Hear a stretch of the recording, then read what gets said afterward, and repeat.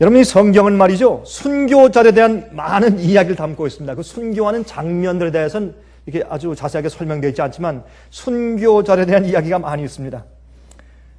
그런데 요즘에는 우리 기독교에서 순교자들 이야기를 별로 하지 않습니다. 그렇죠? 별로 순교에 대한 이야기를 언급하기를 원치 않고 또 하지를 않습니다. 왜? 그런 위협이 없으니까, 그런 핍박이 없으니까. 여러분과 제가 오늘날 우리가 살고 있는 이 시대의 현대인들의 신앙의 위기는 오히려 개인적인 생활들의 어려움들에서 오는 것이지 생명을 잃을 위험성에 있는 핍박에서 비롯되는 것이 아니기 때문에 순교자의 얘기가 우리에게 별 의미가 없습니다. 그래서 순교자에 대한 얘기를 별로 말하지 않는 것입니다. 대부분 오늘날의 그리스도인들은 편안한 환경 가운데서 신앙생활을 하는 사람들이기 때문에 위협을 느끼면서 신앙을 유지하는 사람들이 별로 없습니다. 그래서 사소한 일들에 의해서 시험을 받죠. 여러분, 우리가 앞으로 환난 가운데 들어가고 위기 가운데 들어가서 우리가 생명의 위협을 느끼고 먹고 사는 일에 정말 사고 팔고 하게 하지 못하는 그런 위협을 느끼고 핍박과 엄청난 그런 어려움들이 우리 앞에 설 때 지금 우리가 시험이고 또 유혹이고 시련이라고 말하는 것들은 그것은 우리 입에 담을 만한 그런 시련이 아닐 것입니다. 요즘에 우리는 어떤 일로 시험을 받습니까? 병이 나면, 그렇죠?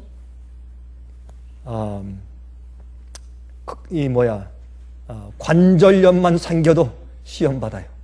참 우습죠. 그렇죠? 인간관계가 깨어지면 시험 받아요. 이혼하면 시험 받아요. 직장을 잃으면 시험 받아요. 사업이 망하면 죽을 것 같아요. 억울한 일을 당하면 큰 시험 가운데 빠져요. 어떤 데 교회도 안 나와요. 외로우면 시험을 받아요. 여러분, 옛날 순교한 사람들이 부활해서 우리의 입장을 와서 본다면 참 기가 막힐 것입니다. 저게 믿음인가? 저 사람들이 믿는 자들이야? 아마 그럴 것입니다. 기가 막힐 것입니다. 사실 우리가 지금 생각하는 것들은 너무 사치스러운 생각들이요, 또한 우리가 믿음을 저버리고 낙담하는 형편들을 그들이 올라와서 본다면 아마 깜짝 놀라고 얼마나 그들이 기가 찰 것입니까? 너무나 나약하고 철부지 같은 믿음에 아마 그들이 놀라지 않겠습니까? 솔직히. 그렇죠? 우리가 시험당해서 번거로워지고 어떤 때는 하나님께로부터 버림받은 것 같고 나약해지고 말이죠. 속상해지고 기도도 안 나오고 하는 것들이 얼마나 유치한 것인가 하는 것을 우리가 알게 될 것이요. 우리가 옛날에 순교자들을 만나면, 그렇죠? 예.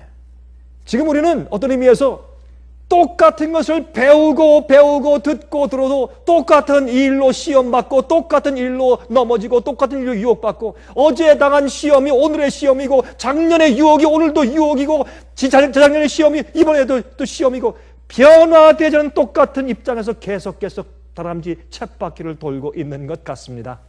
사실은 그 사실입니다.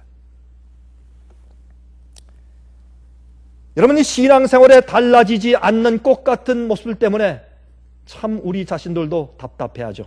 항상 말씀으로 배우고 가르침받고 항상 신앙을 경험하고 느끼면서도 항상 제자리를 걸음하고 있는 모습들 말입니다. 여전히 똑같은 일로 시험받고 똑같은 일들과 말들로 속상해하고 똑같은 이유들 때문에 싸우고 여러 해 동안 똑같은 유혹들을 당하며 살고 있단 말입니다. 그걸 뭐라고 합니까? 발전이 없다고 합니다. 이런 입장에서 어떻게 순교자 얘기할 수 있어요? 순교자의 믿음? 이해가 안 되는 겁니다. 이해가 안 되는 것입니다. 또 한 가지 문제가 있습니다. 오늘날 교회 안에 절대적인 진리가 없어요. 많은 경우에 어떤 학자는 이렇게 해석하고 어떤 학자는 저렇게 말하고 또 어떤 목사님은 이렇게 해석하고 어떤 목사님은 이렇게 적용시키고 해서 어떤 절대 진리가 없어졌어요. 많은 경우에.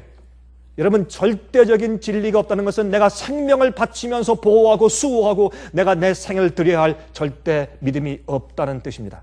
절대적인 신앙과 절대적인 헌신은 절대적으로 믿는 그런 진리 가운데서 가능한 것입니다. 여러분, 이러할 때 우리가 이 순교자에 대해서 말하는 것은, 순교자의 믿음에 대해서 말하는 것은 얼마나 유익한 일인지 모르겠습니다. 사도행전 7장을 보겠습니다. 사도행전 7장 54절부터 60절까지 있는 말씀을 좀 펴서 보십시다. 사도행전 7장입니다. 54절부터 60절까지 있습니다. 여러분, 스데반의 순교에 대해서 다음과 같이 성경은 적고 있습니다. 저희가 이 말을 듣고 마음에 찔려 저를 향하여 이를 갈거늘. 여러분, 순교하는 사람들이 불쌍히 여기며 죽이는 건 아니죠. 이를 갈면서 달라들어서 죽일 것이니 얼마나 그 시련이 크겠습니까? 여러분, 사실은 말이죠, 총 한 번 땅 맞고 죽는 것은 어렵지 않습니다. 그것이 순교라면 누구나 할 수 있을 것입니다. 그러나 순교를 당하기까지에 받는 고초와 고난입니다. 순교의 순간을 맞이할 때까지 견뎌오는 인내입니다. 그것이 힘든 것입니다. 순교 당할 때 한 번 맞아 죽는 것은 어렵지 않습니다. 누구나 할 수 있습니다. 여러분, 지금 우리를 죽일 사람들이 들어와서 총을 대고서 말입니다. 그 진리 믿어? 죽인다. 지금 그 진리 포기해? 아니면 죽인다. 여기 있는 사람 100%다. 여러분, 순교자 될 것입니다. 왜? 잠깐만 우리 견디면 될 것이니까. 그러나 순교는 그런 것이 아닙니다. 순교는 우리의 삶이 순교입니다. 우리의 사는 믿음이 순교고, 우리가 어떻게 사는가, 어떤 생각을 가지고 있는가, 어떻게 이기고 어떻게 견디는가, 어떤 시련과 어떤 모욕과 어떤 유혹과 어떤 환난들을 견디고 사는가는 생활이 순교지, 순교당하는 그 순간이 순교가 아닙니다. 그러므로 순교자의 믿음은 사실은 죽을 때의 믿음보다 순교자가 순교 당할 때까지 사는 그의 생애가, 그것이 바로 순교자의 믿음인 것입니다. 여기 보면 여러분, 스데반의 죽음이 있어요. 저희가 이 말을 듣고 마음에 찔려 저를 향하여 이를 갈거늘. 여러분, 핍박은 무엇입니까? 핍박은 패배한 원수의 분노입니다. 그렇죠? 그렇게 말하죠. Anger of vanquished foe. 그걸 말하죠. 이 패배한 원수의 분노가 핍박이에요. 여러분, 아무리 회유하고 아무리 돌리려고 하고 아무리 다른 방법을 써도 도무지 할 수 없기 때문에 맨 마지막에 죽이려고 분노해서 달려드는 것이기 때문에 패배한 원수의 분노의 핍박은. 그래서 핍박당할 때 우리가 즐거워야 할 것입니다. 왜? 우리가 의 가운데서 승리했기 때문에 그러한 것입니다. 이들이 이 스데반의 설교를 듣고 마음에 찔렸습니다. 오히려 회개하기는커녕 그들이 이를 갈면서 달려듭니다. 스데반이 성령이 충만하여 하늘을 우러러 주목하여 하나님의 영광과 및 예수께서 하나님 우편에 서신 것을 보고 말하되, 보라, 하늘이 열리고 인자가 하나님 우편에 서신 것을 보노라 한데. 여러분, 순교자는 하나님의 존재를 확신합니다. 여러분, 히브리 11장에 말씀하지 않습니까? 믿음은 어떻게 해요? 하나님께서 살아계심과 또한 앞으로 그를 믿는 자를 상 주실 것임을 믿어야 할지니라. 그것이 믿음이에요. 왜 우리가 반역하고 왜 우리가 뒤로 물러가고 왜 우리가 죄를 진 줄 아십니까? 그건 간단합니다. 하나님께서 내 곁에 살아계신 임재를 충분히 느끼지 못해서 그래요. 우리가 정말 우리 곁에 계신 주님과 내 마음속에 사신 예수 그리스도의 임재와 성령의 역사를 충분히 느낀다면 우린 그렇게 하지 못할 것입니다. 우리가 나약하게 쓰러지고 우리가 타협하고 우리가 뒤로 물러가고 우리가 반역하는 이유는, 우리가 죄된 생활에 빠지는 이유는 하나님의 존재와 그분의 상 주실 것임에 대한 확신이 흔들리기 때문에 사실 그러한 것입니다. 우리 그것은 부인할 길이 없어요. 부인할 길이 없어요. 여러분, 여기에 순교당하는 스데반의 특징이 무엇입니까? 그의 말이 거듭나지 못한 자들의 심령을 찔렀습니다. 그들이 패배한 원수가 분노를 했습니다. 그런데 이때 죽임당할 때 이 스데반이 성령이 충만했어요. 충만하니까 무엇을 보았습니까? 하늘이 열리고 예수님께서 그를 위해 서 계신 것을 보았어요. 예수께서 어떻게 하시나요? 왜 서 계십니까? 앉아 계시지 않고? 성경은 보좌 우편에 앉아 계시다고 말씀했어요. 여기는 스데반이 보니까 예수님께서 하나님의 보좌 우편에 서 계세요. 무슨 말씀입니까? 앉아 계시다가 예수님께서 일어나셨습니다. 왜요? 너희가 감히 내 종을 주님께서 앉아 계시지 못하고 일어서신 광경을 보고 스데반은 죽었습니다. 왜 주님께서 그 죽음을 막지 않으셨습니까? 왜?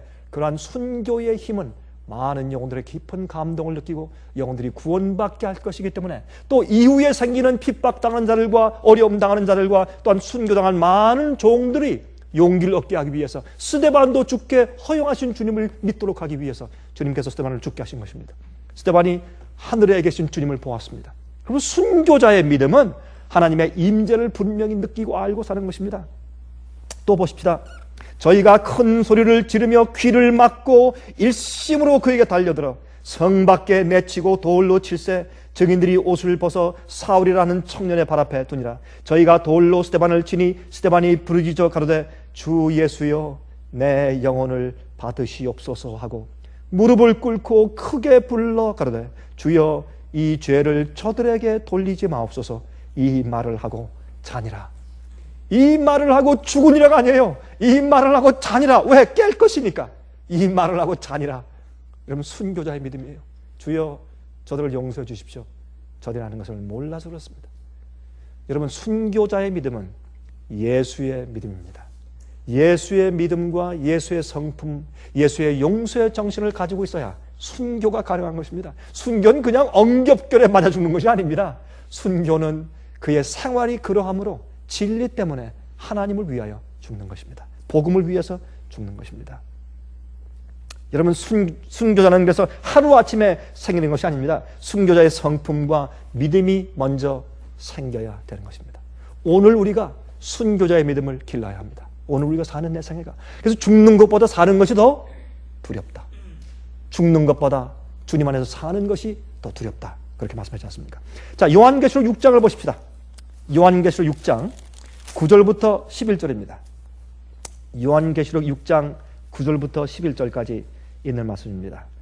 다섯째 인을 떼실 때에 내가 보니 하나님의 말씀과 저희의 가진 증거를 인하여 죽임을 당한 영혼들이 제단 아래에 있어 큰 소리로 불러 가로되 거룩하고 참되신 대주제요 땅에 거하는 자들을 심판하여 우리 피를 신원하여 주지 아니하시기를 어느 때까지 하시려나이까 하니 각각 저에게 흰 두루마기를 주시며 말씀하시되 아직 잠시 동안 쉬되 저희 동무 종들과 형제들도 자기처럼 죽임을 받아 그 수가 차기까지 하라 하시더라. 여러분 여기 보니까 무슨 말이 나옵니까? 순교자 얘기가 나옵니다. 순교자들이 어떻게 해요? 상징적으로 제단 밑에서 여러분이 저 성소 봉사할 때 이 성소뜰에 이제 번제단이 있죠. 번제단. 여러분 번제단 앞에다 어떻게 해요? 그 양과 염소를 죽인 피를 받아가지고 어떻게 해요? 그것을 이제 번제단 그 네 뿔에 바른 다음에 나머지는 그 앞에 밑에 쏟았죠. 그렇죠? 죽임을 당한 영혼들이 상징적으로 주 앞에 심판을 해 주지 않으십니까? 주님이시여 하고 답답해서 소리를 지르는 그런 모양으로 상징적으로 여기에 다섯째 인에 기록된 것을 우리가 볼 수 있습니다. 피 흘린 주의 백성들이 주님께서 어떻게 하십니까? 그들에게 흰 두루마리를 주시면서 내가 너희를 인정한다. 너희는 의로운 자야. 내가 의로운 자를 부활시켜서 상주로 올 때 내가 너희를 기억한다. 걱정하지 마라. 너희는 잠깐 쉬어라. 어디에서? 무덤 속에서, 땅 속에서 잠깐 쉬어라. 그런데 언제까지 너희처럼 그렇게 죽임당할, 다시 말해서 또 다른 순교자가 앞으로 미래에 나타날 때 그때까지 좀 쉬어라. 그 순교자의 숫자가 차기까지 너희가 좀 쉬어라.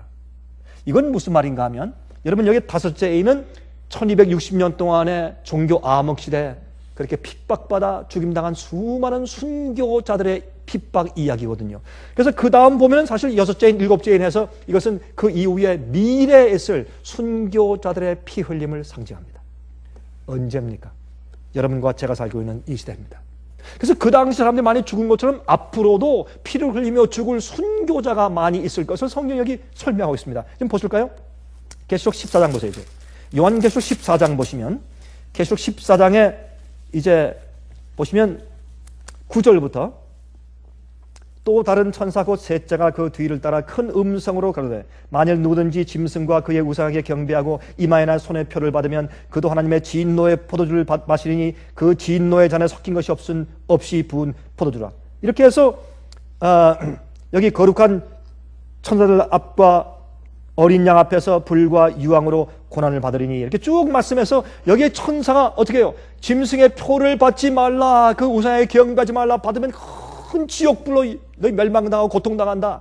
이제 그렇게 말씀한 다음에 13절 보세요. 13절. 그 즈음에 그렇게 이제 마지막 앞으로 미래입니다. 아직 우리가 그것을 장면을 보지 못해요. 이제 짐승의 표의 환란을 보면서 13절 말씀합니다. 그때 가서 또 내가 들으니 하늘에서 음성이 나서 그러되 기록하라. 자금 이후로 언제부터 지금 이후로 언제부터 세 번째 천사가 경고하고 짐승의 우상에게 경배하지 말고 그 받을 재앙을 받지 말라. 또 그 표를 받지 말라. 그렇게 경고하는 그때로부터 이후부터 주 안에서 죽는 자들은 복이 있도다. 무엇입니까? 특별히 순교를 말하는 것입니다. 왜? 여기 보세요. 하심의 성령이 말씀하시되 그러하다 저희 수고를 그치고 쉬리니 이는 저희의 행한 일이 따름이라 하시라. 아까 우리가 계시록 6장에서 볼 때 5째에는 어떻게 말씀했습니까? 너희는 너희 수고를 쉬고 잠깐 쉬어라. 잠깐 쉬어라. 똑같은 말씀이 나오는 것입니다. 그래서 앞으로 마지막 시대에 큰 핍박이 올 때, 개국 이르러 없던 환란이 이르러 때 그때 많은 순교자가 있을 것을 성경 예언은 분명히 우리에게 제시해주고 있는 것입니다. 그래서 여기 있는 말씀 보면 우리가 이렇게 결론 짓고 말해도 우리가 틀림이 없겠죠? 마지막 시대에 알곡들이 인침을 받고 거두어지기 전에 순교자들이 많이 생기게 될 것입니다. 여러분, 우리가 순교자 하면 우리에겐 별로 그렇게 큰 의미가 없어요. 별로 이렇게 가슴에 와서 닿지 않습니다. 여러분, 그런데 중국에 가서 순교자 얘기해 보세요. 다 울어요. 다 웁니다. 왜? 그들에게 그것이 실감이 나니까. 특별히 핍박당하고 가서 두드려 맞고 또 감옥에 갔다 오고 또 강제 노동 수용소 갔다 온 사람들한테 그 얘기해 보세요. 다 울어요. 너무 실제적이니까, 너무 가슴에 와서 닿으니까, 자기들 그런 경험을 해봤으니까, 그 어려운 경험, 그 인내해야 할 경험들, 그 지긋지긋한 경험을 해봤으니까 그들이 아는 것입니다. 여러분, 제가 오늘 오후에 여러분들께 제가 좀 사진을 보여드리겠습니다. 사진을 수백 장 보여줄 게 있습니다, 지금. 그런데 보면 참 마음에 감동적이에요. 그들의 희생과 수고가 감동적입니다. 여러분, 우리는요, 글쎄요, 이렇게 말해서 여러분 어떻게 이해될지 모르지만 우리는 너무 사치스러워요. 우리의 신앙생활 자체가 참 사치스러워. 정말 사치스럽고, 저는 어떤데 어떤 문제 때문에 울고, 어떤 문제 때문에 불평하고, 짜증내고, 불만이 있고, 시련당한다고 하고, 죽고 싶다 그러고 그럴 때, 죄송합니다. 이렇게 말씀드려서. 제가 참 가스러워요. 저는. 아마 여러분 그렇게 말씀하시죠. 이것도 목사님이신데 어떻게 그런 말씀 하십니까? 우리가 울거나 우리가 시련당하면 목사님은 좀 위로해 주시고 좀 마음에 좀 동정심을 느끼셔야지. 이거 사실입니다. 그렇게 해야 되는 거 사실이죠. 그 말 맞습니다. 하나, 제가 가만히 생각하면 참 우스워요. 참, 어떤 데는 말도 안 되고 이런 거 가지고 맨날 울고 뒤집어 언제까지 이럴 것인가 하는 생각이 들어가요. 여러분, 예수님의 인내가 뭐고 성도의 인내가 뭐고 예수님의 믿음이 무엇입니까? 예? 마지막 환난에 필요한 것입니다. 예수의 믿음, 성도의 인내. 왜 인내라고 했을까요? 성도의 인내가 여기 나니 저들은 하나님의 계명과 예수 믿음을 지키는 자니라. 계명을 마지막 시대에 지키는 그런 성품으로 끝까지 나가기 위해서 인내가 필요해요. 그때 인내는 우리가요, 괜히 더운 거 참는 거 그거 아니에요. 에어컨 없이 사는 거 그거 아니에요, 여러분. 추위 참는 거 그거 아니에요. 동상 걸려서 발이 잘려 나가는 걸 말하는 거예요, 여러분. 예? 제가 그것만 얘기하는 게 좀 이상하다.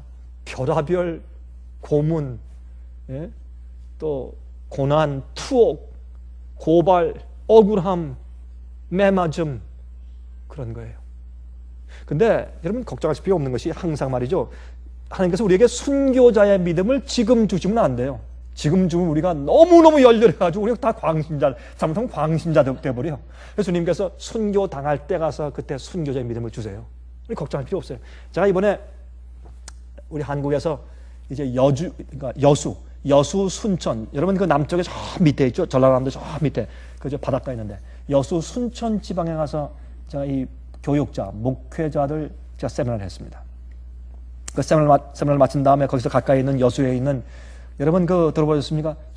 옛날에 그 사랑의 원자탄의 주인공 손양원 목사님. 제가 기념관을 그냥 가봤어요. 감동이에요, 정말. 정말 감동적이에요. 제가 그 그림들을 보고 그 두 아들의 순교의 그 글들을 읽고 또 그 목사님의 순교의 모습을 제가 읽고서 깊은 감동을 받았어요. 여러분, 그런 분들 앞에서 우리가 앞으로 어떻게 설 것이요? 이렇게 살다가. 예? 돈만 조금 한 10,000불만 손해보면 날려나지. 그저 머리를 탁 싸매고 들어눕지. 큰일 나고 하늘이 부러지는 것처럼. 그래서요. 어쨌단 말이에요. 암이 걸렸어요. 그래서 어쨌단 말이에요. 죽으면 되지. 자, 늘 그런 말 하죠. 암 걸려서 그럼 죽으면 돼. 걱정할 게 아무것도 없어요. 그래도 목사님 죽을 때가 암 걸려 고통은요. 고통 좀 당하지. 기도하세요. 적어도 죽긴 죽지만 고통은 없게 해 주실 수 있으니까. 이게 믿음이요. 이게 믿음이요. 이게 순교자예요. 내가 어떻게 사는가 지금 현재. 어떤 믿음과 어떤 마음과 어떤 생각을 가지고 사는가 하는 것이 순교자예요. 목딱 잘려 죽는 게 순교가 아니라 내가 순교자의 믿음을 가지고 지금 오늘 매일 사는 것이 주님을 위해 사는 것이요. 세상을 부정하고 나를 부인하고 십자가 지고 사는 자체가 매일의 순교 아닙니까 여러분? 그게 순교예요.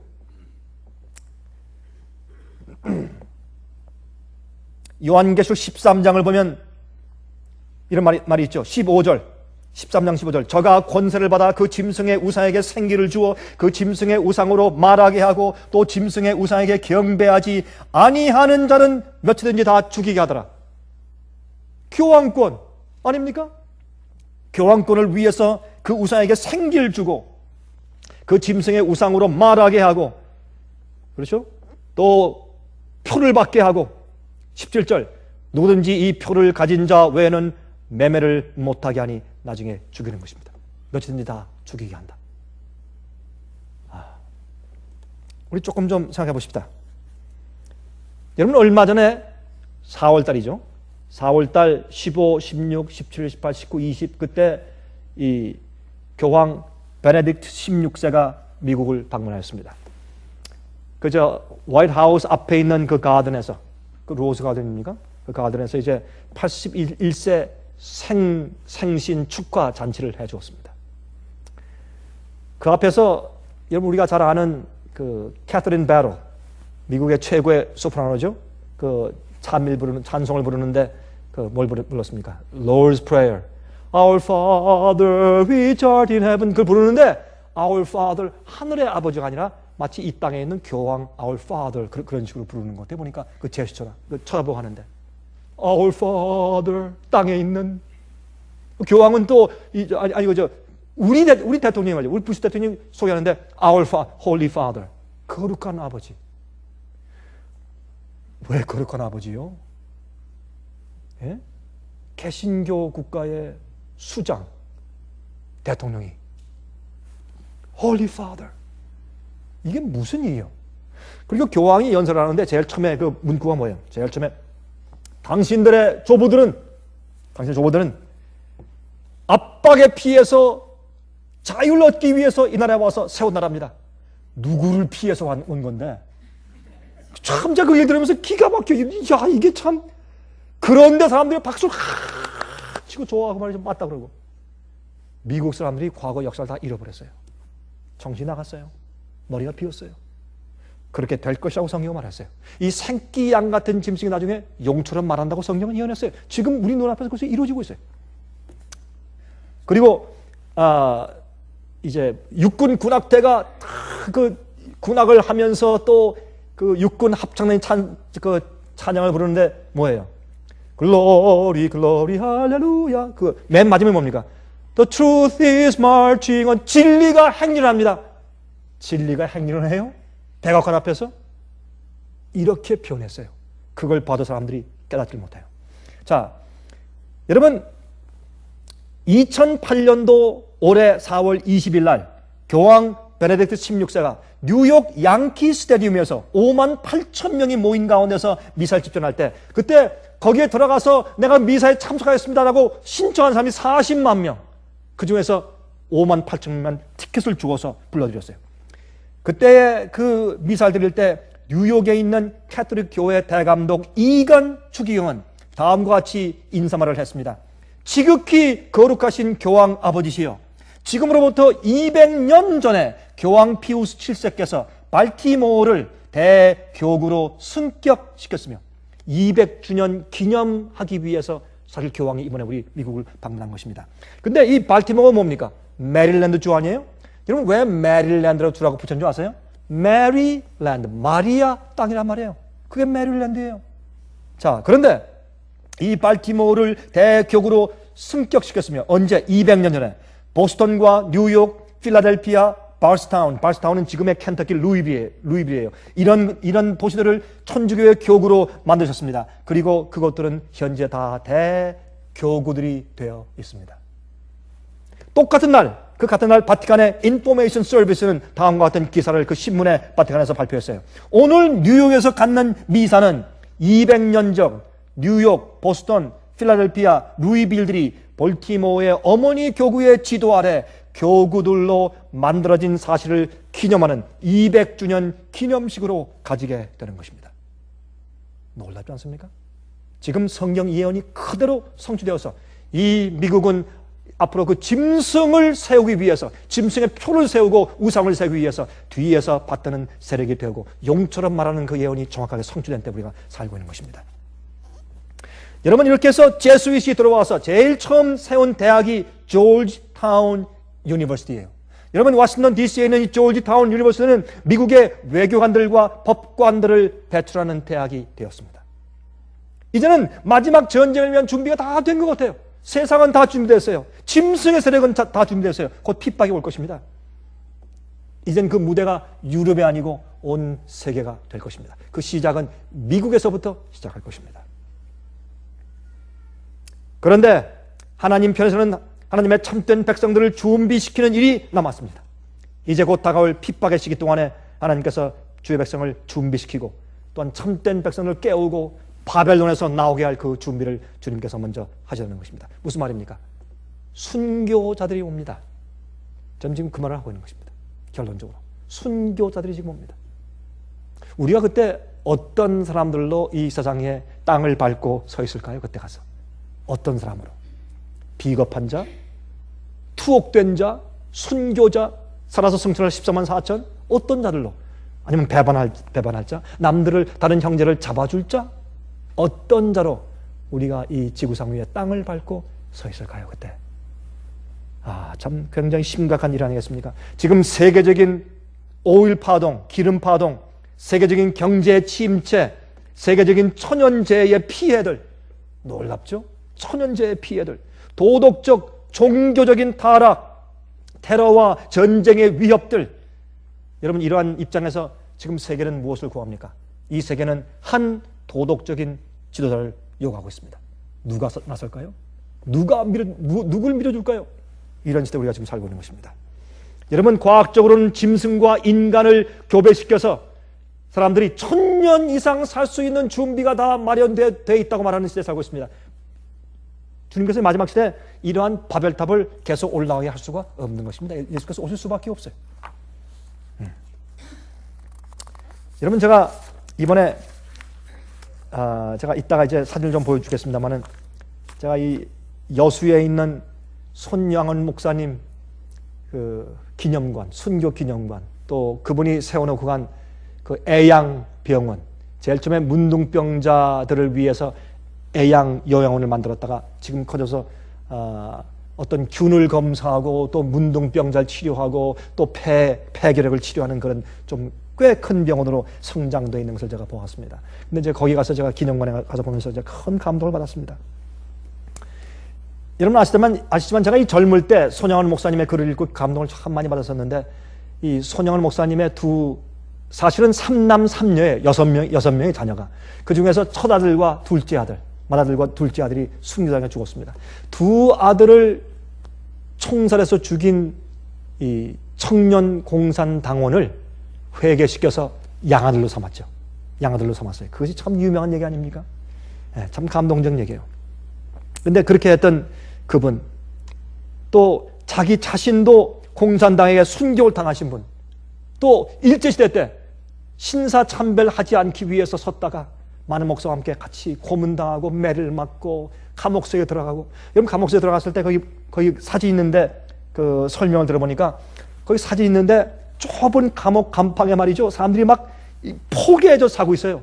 근데 한쪽엔 안 가려고 해요. 그 감옥 속의 한쪽에는 그게 바로 화장실이에요.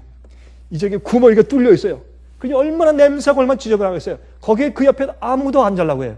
그때 매일마다. 그래서 그 사람들이 이제 사실 순번을 정해가지고 이제 순번대로 그 옆에 가서 잤대요. 근데 이 손양원 목사가 들어간 다음부터 다른 교수들은 한 번도 거기 가서 잘 필요가 없었대요. 왜?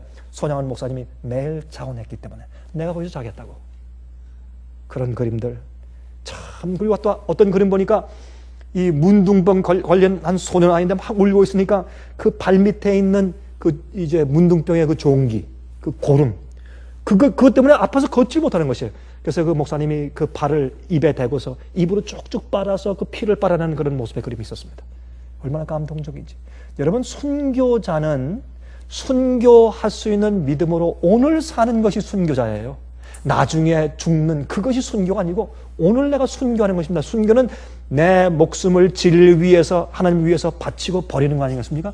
오늘 버려야죠. 나를 부인하고 내 십자가 지고 주님을 따라가는 거. 그게 순교입니다. 그래서 그리스도인들은 모두 다 순교의 길을 걷도록 부르심을 받은 것입니다. 누구든지 나를 따라오려는 자기를 부인하고 자기 십자가를 지고 와서 나를 쫓으라. 그렇게 말씀했지 않습니까? 또 거기 보니까 말이죠. 이제 신사 참배 안 하려고 하다가 그렇게 옥살을 많이 했는데 나중에 해방된 다음에 국민 정부가 들어섰어요. 이승만 대통령이 들어섰는데 그때 이 정부에서, 대한민국 정부에서 태극기에 절하라고 이렇게 명령을 내렸습니다.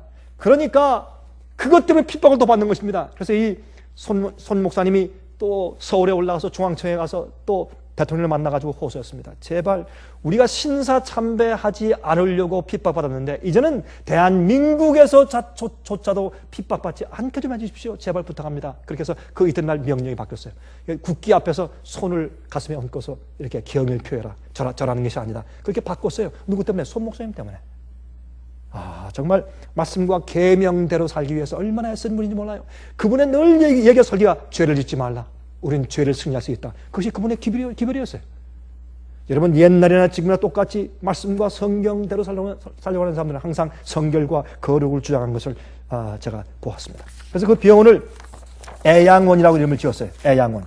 한 번은 이 목사님이 지금 보시면 옛날에 있던 그 애양원 교회, 옛날 짓던 교회 빌딩이 그대로 있어요. 안에 수리만 다시 했지 겉은 똑같아요. 똑같이 이제 돌려진 그 교회가 지금까지 있습니다. 참 감동적이었어요.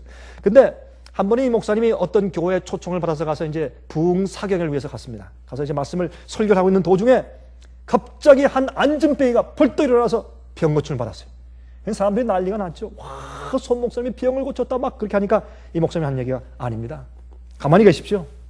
저 병 고침 받은 사람 나와는 아무 상관이 없습니다. 내가 고친 거 아닙니다. 난 그저 여기 와서 주의 말씀을 전하러 온 것뿐입니다. 난 그저 설교했는데 주님께서 원하시니까 그렇게 고쳤군요. 주님을 찬송합시다. 그렇게 해서 설교를 했어요. 이게 주의 종이요. 요즘에 어떤 사람이 병 고쳤다 난리가 나죠. 그러면 그 크레딧을 받기 위해서 또 사람들 자랑을 많이 하죠. 와, 능력있는 주의 종이 왔다. 그러나 손 목사님 순교자는 그렇게 안 했습니다. 여러분, 두 아들이 순교당했을 때 말이죠. 청년 공산당원들이 손 목사님의 큰 아들을 죽이려고 하자 그 동생이 쫓아가서 붙들고 하는 얘기가 제발 우리의 형을 살려주십시오. 우리 형은 우리 집의 장자입니다. 우리 집의 대를 이어갈 사람입니다. 제발 형을 살려주시고 나를 대신 죽여주십시오. 그때 공산당들이 세워놓고 2명을 다 죽여버렸어요. 그 2명을 다 죽인 다음에 참 감동적인 것은 말이죠. 이 목사님이 2 아들을 다 잃은 다음에 그는 9가지 감세 조건을 기록했습니다. 이렇게 말했어요. 9가지 감세 조건입니다. 첫 번째, 나 같은 죄인의 혈통에서 순교의 자식을 나게 하시니 감사. 두 번째, 허다한 많은 성도 중에서 이런 보배를 나에게 주셨으니 감사. 세 번째, 3남 3녀 중에서 가장 귀여운 맏아들과 둘째 아들을 바치게 하시니 감사. 네 번째, 한 아들의 순교도 귀하거늘 하물며 2 아들이 함께 순교했으니 더욱 감사. 5번째, 예수 믿고서 와서 종신해도 복이라 했는데 전도하다 총살 순교했으니 더욱 감사. 6번째, 미국 가려고 준비하던 아들이 미국보다 더 좋은 천국 갔으니 내 마음이 안심되어 더욱 감사. 7번째, 내 아들을 죽인 원수를 회개시켜 아들을 삼고자 하는 사랑의 마음을 주신 하나님께 감사. 8번째, 내 아들의 순교의 열매로서 무수한 천국의 열매가 생길 것을 믿으면서 감사. 9번째, 역경 속에서도 하나님의 사랑을 깨닫게 하시고 이길 수 있는 믿음을 주신 하나님께 감사합니다. 얼마나 놀라워요. 이게 순교자의 생입니다. 여러분, 우리가 당하는 조그만 일들, 조그만 시련들, 조그만 눈물을 흘리게 하는 것들, 조그만 성가시게 하는 것 정말 부끄럽지 않습니까? 이젠 우리가 순교자처럼 살 때가 된 것 같습니다. 그분은 또 매일의 교훈을 이렇게 써서 벽에 붙였습니다. 그분의 자녀들에게 매일 이것을 읽게 했다는 것입니다. 그렇게 그가 매일의 교훈을 적었습니다. 인생은 과거 잘한 것에 교만해지기 쉽고 실패에 낙심기 쉬우며 미래로 미루다 일평생 속아 산다. 오늘만이 내 날이요 주님 만날 준비 생활도 오늘뿐이다. 어디서 무엇 가지고 무엇 하다가 주님 만날 것인가? 범죄치 말라. 기도, 성경 읽기 등한히 하고 책임을 게을리하다가 주를 만날까 두렵다. 오늘에 만족하고 살고 준비하라. 어두운 밤 되기 전에 준비하라. 참 이 글을 제가 벽에 붙은 걸 보고 깊은 감동을 받았어요. 여러분들이시여, 순교자들이 옵니다. 오늘 우리가 순교자처럼 살아야 합니다. 여러분, 순교자의 믿음은 매일매일 사는 우리의 품성입니다. 제가 여러분 옛날에 들으신 거죠? 요즘은 잘 모르죠, 사람들이. 이 순교자의 노래, 붉은 태라는 노래가 있죠. 붉은 태. 근데 그 노래를 제가 옛날에 좀 불렀는데 지금은 제가 이 노래 부르는 음성이 많이 없어서 제가 좀 어렵겠습니다만은, 이 붉은 태라는 그 노래의 가사가 참 감동적이죠. 그 노래 가사를 좀 읽겠습니다.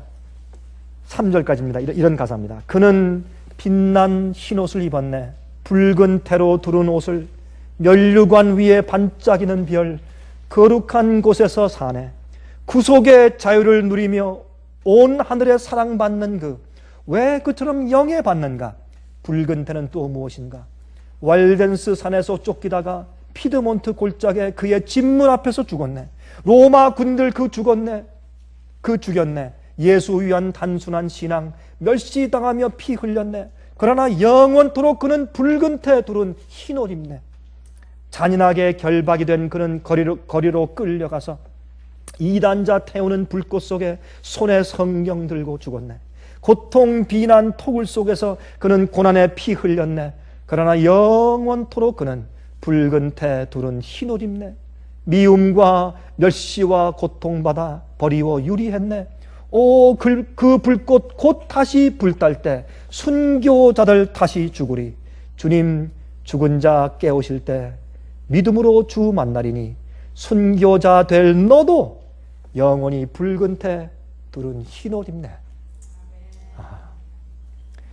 사실 18년 전에 부른 노래인데 여러분이 찬송 한번 들어보십시오. 이 찬송을 들으시면서 제가 말씀을 마치겠습니다.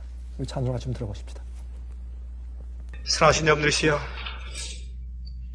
우리도 순교자 될 사람들 아닙니까? 우리가 하늘에 올라서 붉은 태 흰옷 입을 것입니다. 우리 그렇게 되기 위하여 지금 주 앞에서 순교자 되어야 합니다. 우리 속에 있는 모든 죄와 죄악들 주 앞에 몽땅 들으십니다.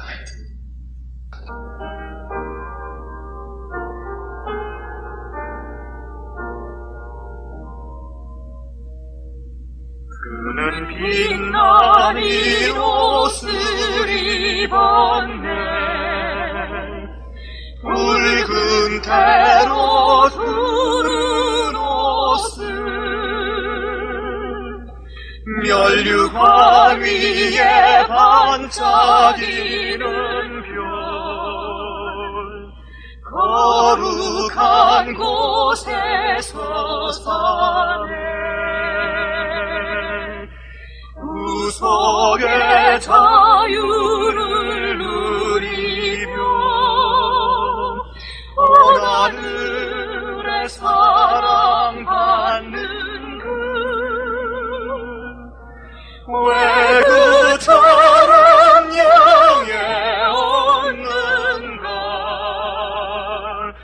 붉은 태는 또 무엇인가? 미움과 멸시와 고통받아 거리워 유리했네. 불꽃 다시 불탈 때 순교자들 다시 죽으리. 주님 죽은 자 깨우실 때 믿음으로 주 만나리니. 순교자 되어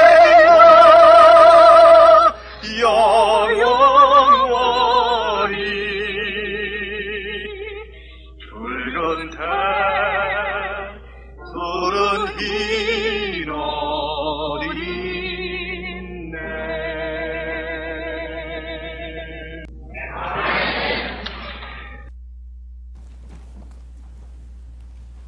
하늘에 계신 우리 아버지, 우리를 택해 주심을 감사합니다.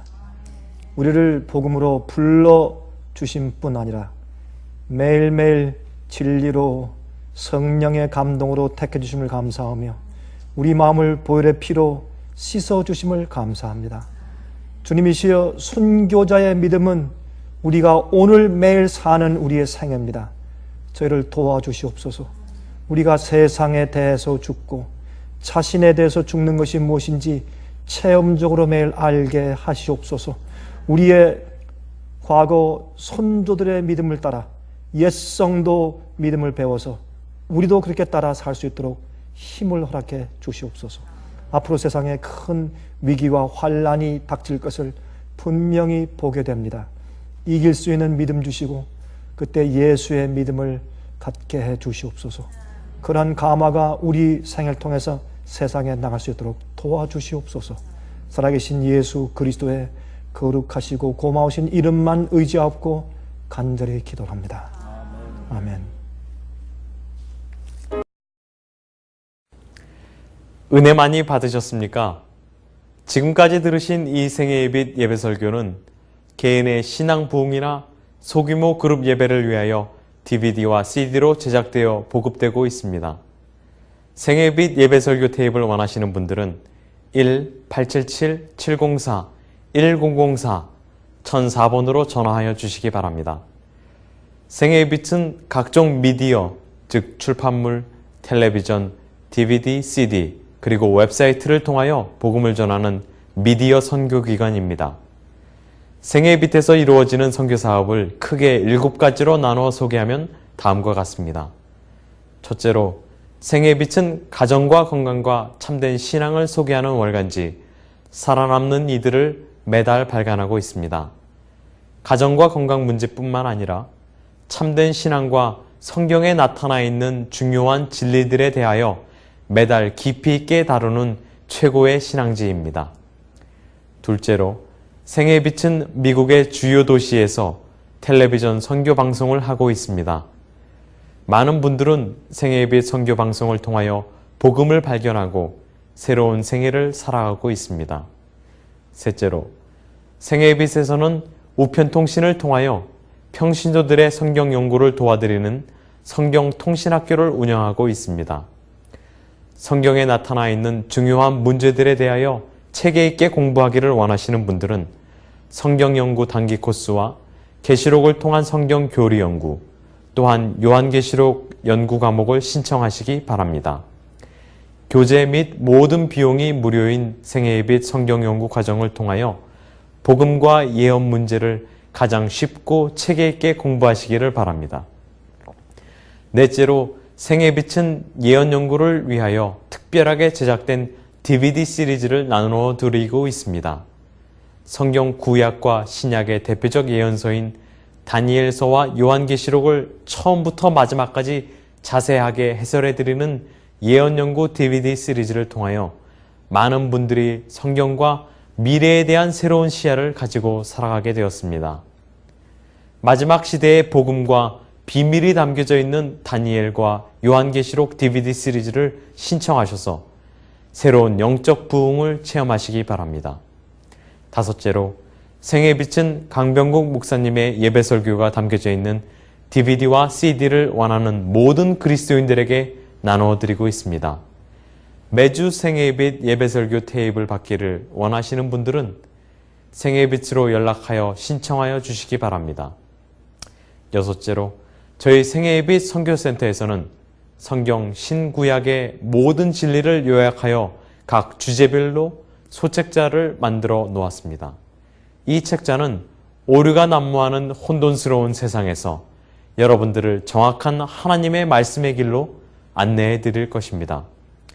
이 소책자를 신청하시려면 생애예배 뉴욕 지부로 신청해야 하는데, 뉴욕 지부의 번호는 1-888-881-1004, 1-888-881-1004, 1004번입니다. 끝으로 생애예배 선교 사업에 대해서 좀 더 자세하게 알기를 원하시는 분들은 웹사이트 www.sostv.net을 방문하시기 바랍니다. 생애예배 웹사이트에는 지금까지 나온 모든 월간지와 DVD, 텔레비전 방송물들을 누구나 무료로 보실 수 있도록 준비되어 있습니다.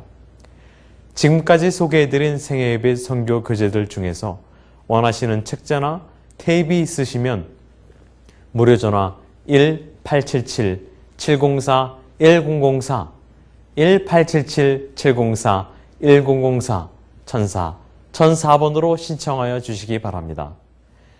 미국 동부 시간으로 월요일부터 금요일까지 9시에서 5시 사이에 전화해 주시기 바랍니다. 그럼 다음 시간까지 안녕히 계십시오.